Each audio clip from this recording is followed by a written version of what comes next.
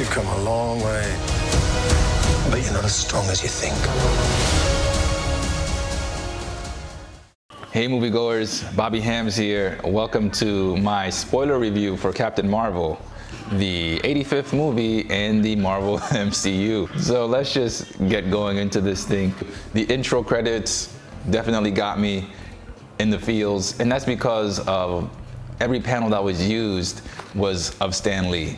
We all know that Stan Lee passed, and he was a very, very titan, iconic, just monolith of comics and just being a very positive person, really. He's a very positive guy. So that really caught me off guard with that intro. I hope they do it, from now until he runs out of cameos in the movies. So starting out, the movie is sort of like a search and rescue mission. That's how it starts. And within the first 5 minutes, you learn about Annette Bening's character as the intelligence, or at least that's who Brie Larson sees when she has to go to the intelligence, right? And you also see that Brie Larson is very emotional, but unlike with other female characters and the female heroes in other movies, she isn't doubtful about her powers. She wants to use them. She's confident in herself, which was a definite plus for Marvel for sure, but for movies in general.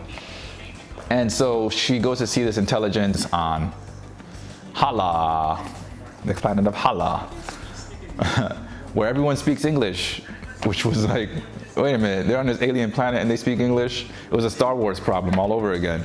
Like, why are they speaking English? How come the Skrulls speak English? Because in the comic books, when you read the Skrulls dialogue, it's just a bunch of like real bonkers symbols. But of course, as the comics, they edit them and say, translated from Skrull or whatever the language is called, and then it shows you the English. And this one, they're just like, everyone speaks English. Skrull, no Kree, whatever. Accusers, they all speak English. It's cool. But of course, when Larson lands on Earth through that blockbuster, and she's talking to that security guy, she goes, is my universal translator not working? So it's like, okay, he's that universal translator thing, like Doctor Who or Star Trek does. It's just like, okay, all right, fine, pass, whatever. But then what didn't get a pass was she talked to the security guard. It was clearly nighttime, right? But then it's like full-on daylight by the time Nick Fury and Coulson show up with the shield, and Brie Larson's still on the phone. And I was like, wait a minute, what happened here? Did I miss time, or did they take several hours to get to the location where she was? But jumping back a little bit to the whole rescue mission thing. On a search and rescue for this guy that they sent down there to live amongst this planet as a spy, and he sent out an SOS, and they think that his cover is blown, so they go to rescue him, and lo and behold, it's a trap. The Skrulls knew all about him all along. They knew his passcode because they were able to dig into his memory, deep dive into his memory and take all the pertinent information out of there. And so the Kree soldiers were trapped, and Brie Larson gets captured. And so they start digging into her memory. And so she starts seeing flashes of Larson, Annette Bening's character, and her life on Earth as an Air Force pilot. And she's like, I don't know who these people are. I don't know what's going on here. What'd you do to my head? So when she goes to escape, of course, this is where some of the OP, overpowered stuff just comes out of nowhere. She's able to break out of her confinement, by trying really hard. She doesn't get any help. She's just upside down. She's able to break out of this thing. And obviously Nick Fury meets her, and again, she's sort of casual in explaining what's going on. There's no sense of urgency in her voice or her demeanor. And so Nick doesn't believe anything she says until Skrull shoots a plasma beam or whatever at them. And then of course he's like, oh, okay, well, I didn't see that weapon before. And so this is where Nick Fury's like kind of the comedy guy in the movie, and which is fine. He hasn't experienced a lot of insane alien threats, so he's still used to dealing with national security problems, covert actions on Earth. So it made sense he wouldn't be too exposed to extraterrestrial goings on. So with Nick Fury's response to the Skrulls was the most believable throughout the whole movie, because when the Coulson that was driving with him in the car turned out to be a Skrull, and Fury saw that after they crashed, he like freaked out. I was like, oh my goodness, and jumped out of the car and looked at it through the windshield and was like, oh wow. He didn't actually say oh wow, but his expression said, what the hell is that? And so he looked around a little bit and then covered the Skrull back up. And then he told people, don't come near here. Okay, so it's like a believable reaction. You see an alien, you're gonna be like, what the, something. But Rambeau and her kid, Rambeau and her kid see the Ben Mendelsohn Skrull in their living room, and they're like, oh, huh. And I was like thinking to myself, have you seen shape-shifting Skrulls before? That's all you've got? Like, does one of them work at your local Blockbuster? What is that? Oh, neat. It's like, come on, give me a break. But then again, that goes to the movie's tonal problem, where it's like, is it a serious moment? Is it not a serious moment? Are they scared? Are they not scared? I couldn't tell. And the tonal problem might be because there were two directors on the film. One wanted to do it this way, when the other wanted to do it that way. Kevin Feige said to do this.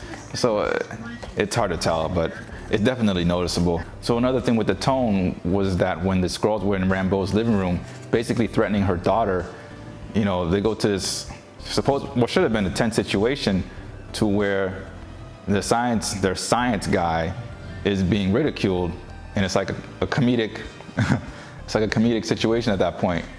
It's like, oh, okay, I guess it's not that big a deal that the daughter's life is in danger. There was a bit of unnecessary retconning to this. The one final scene, the thing with the Tesseract. So Dr. Larson's power core was a Tesseract from the first Avengers movie, and that cat, the Flarkin, whatever, Heathcliff, ate the Tesseract, and it's like this alien thing. It's totally unnecessary. And so the other retconning that happened was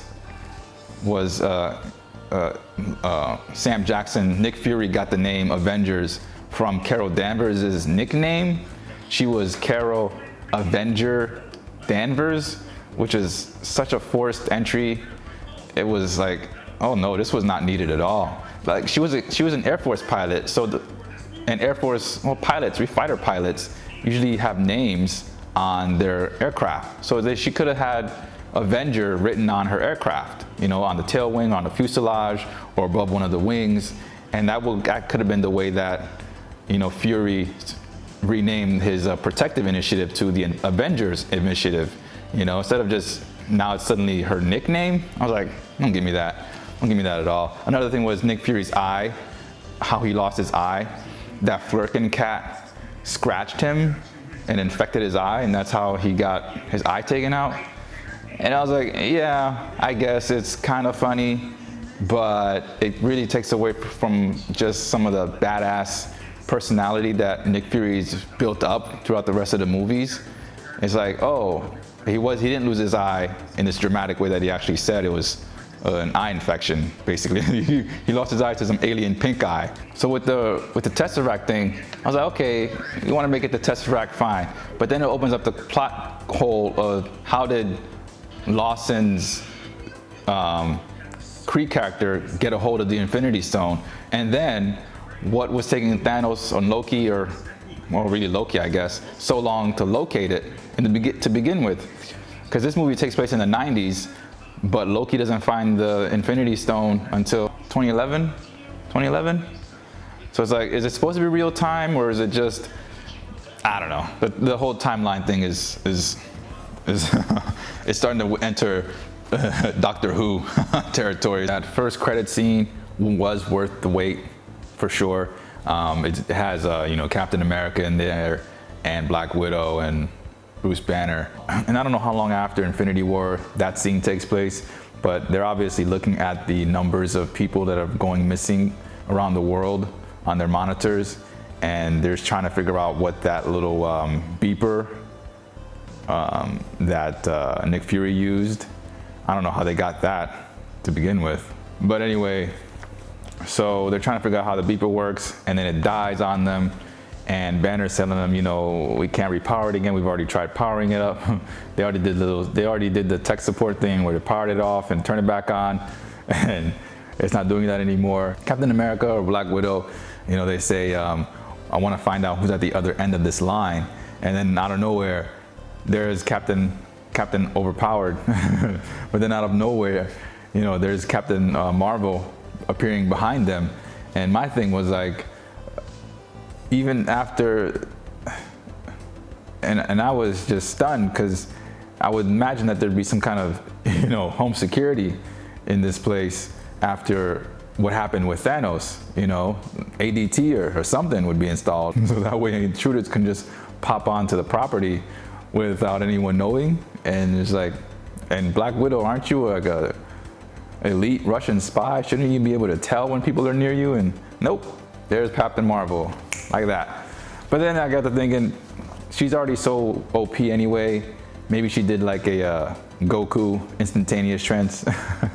Maybe she did like a Goku instantaneous movement move. You know, she just put her two fingers over her forehead and just bam, from the other side of the galaxy or the universe even. You know, she just appeared in Avengers headquarters just like that. So it's a good credit scene. It's just that part was a little bit too convenient. And the second one that I said, the second credit scene, the final one, which was absolutely trash, is not worth waiting for at all. And y'all know that that Flurkin cat ate the Tesseract, you know, sometime in the movie. And so whoever decided, oh yeah, we'll do that, we'll show the cat vomiting the thing up like a fur ball at the end of the movie, and that'll be it. It'll vomit it up on Fury's desk, and then that'll be comedy? It wasn't. It wasn't comedy. It was pointless. Really, really pointless. And again, the rewrite with the Tesseract, okay, whatever, you know. But, so that was some of the gripes that I had with it. And like I said, it was a fairly good movie. It wasn't terrible. Very enjoyable, very entertaining. And it did a really good job of introducing the Skrulls. If the movies following this phase are setting up a secret invasion of the Marvel Universe, I think this movie did a very great job of that, because in the comics, the secret invasion is a very good storyline, and it takes place after Civil War. So Civil War in the comics kind of followed, is similar to the Civil War in the movie, the Captain America movie. Similar in that the Avengers fight each other. So anyway, in the comics, after Civil War, the heroes don't trust each other, and just like in the movies, you know, they have the Civil War and like looking at each other, they're a little bit warily. So that groundwork was laid very well. And in the comics, after Tony Stark's side wins, he becomes the director of S.H.I.E.L.D. And he initiates this protection program, kind of, called the 50-State Initiative, where he puts still kind of like an Avengers team in all 50 states of the US, and they're all registered, of course, with the government. So Captain America and his team are still on the run because they refuse to register their identities with the government. So Tony Stark is in charge of S.H.I.E.L.D., and he's tapped into all the satellites and all the monitoring stuff in order to take over, in order to track down the rogue Captain America and his agents and his team. And so while all this is happening, it turns out that one of the members of the Avenger turns out to be a Skrull, and the Skrulls are like in the movie. And the Skrulls, like in the movie, are just looking for a place to live, but in comics they choose Earth as their place to live. And if the movie's gonna go that route, it would make a lot of sense, because now that they've seen Earth, you know, in Captain Marvel, they've seen what the planet looks like, they'd be like, wow, this this could be home. We know where it is. She might be taking us to wherever, but maybe we come back here, or maybe we send word out to some of our other scout ships, and maybe they come start living on Earth, secret invasion style, you know.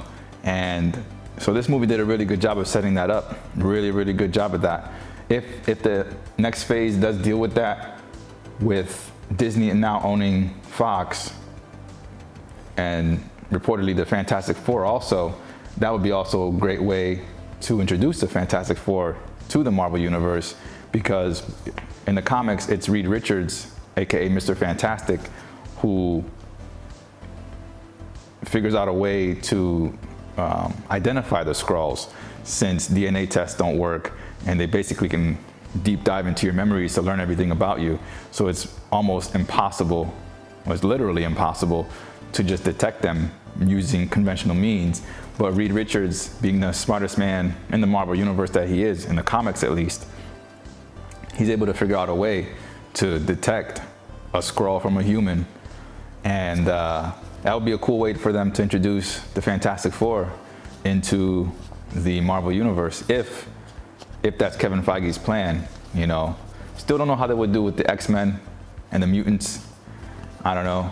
But in the comics, once the secret invasion happened, Tony Stark was blamed for it, and he was removed as the agent of S.H.I.E.L.D. And he was removed as the director of S.H.I.E.L.D. And Norman Osborn took credit for killing the Skrull, and Norman Osborn took credit for killing the Skrull Queen. And then the public rallied behind him for being their protector from alien races and all this stuff. And they made him the director of S.H.I.E.L.D. And after the secret invasion, became the Dark Reign of Norman Osborn.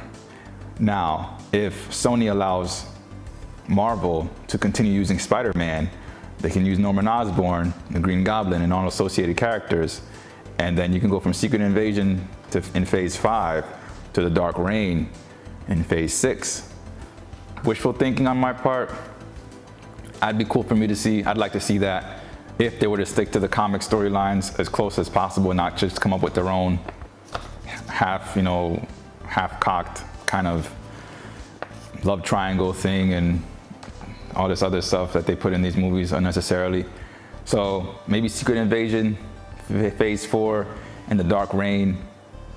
Wait, Phase 4? No. Maybe it's Secret Invasion Phase 5 and Dark Reign Phase 6, and by then the X-Men can.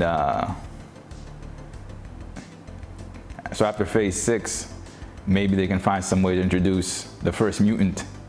Do it the ultimate Marvel way, where Wolverine is discovered to be a mutant, and his DNA, his genes are used to create other mutants around the world, and then you introduce the X-Men in Phase 7. I don't know. Sounds like a pretty good idea to me, but I'm not Kevin Feige, so we'll see. So that's all there is for this spoiler review of Captain Marvel. Comment down below what you liked, what you disliked, and what just plain made you scratch your head about this latest entry in the MCU. Do you think this movie did a good job of setting up a Secret Invasion storyline? If so, how do you think it'll happen? If not, what do you think will be next after Endgame? Thanks for tuning in. This is Bobby Hams signing out. Until next time, take care.